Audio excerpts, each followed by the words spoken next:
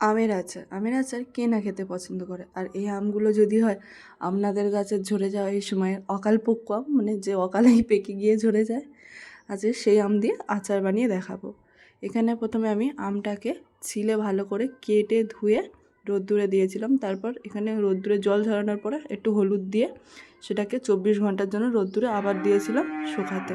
এখানে যেহেতু আমি মিষ্টির জন্য গুড় ব্যবহার বা চিনি ব্যবহার করছি না, সেই জন্য আমি বাদশাগুলোকে জলে ভেজাতে দিয়েছি। এবার কড়াই তেল ও শুকনো লঙ্কা আর পাঁচফোড়ন দিয়ে ভালো করে ভেজে নিই। এবার শুকনো আমগুলো দিয়ে এরকম তেলের সাথে নাড়তে হবে, ও নাড়ার পরে উপর থেকে একটু শুকনো লঙ্কা ঝালের জন্য আর সেই বাতাসা ভেজানো জলটা পুরোটা দিয়ে ভালো করে এরকম নেড়ে নিতে হবে। নেড়ে নেওয়ার পরে ভালো করে মিশে গেলে উপর থেকে নুন দিয়ে আবারও ভালো করে নেড়ে ফোটার জন্য একটা ঢাকনা দিয়ে রেখে দিতে হবে। ঢাকনা ঢাকনা খুলে দেখতে পাবে এরকম আচারটা চিটচিটে ভাব চলে এসেছে।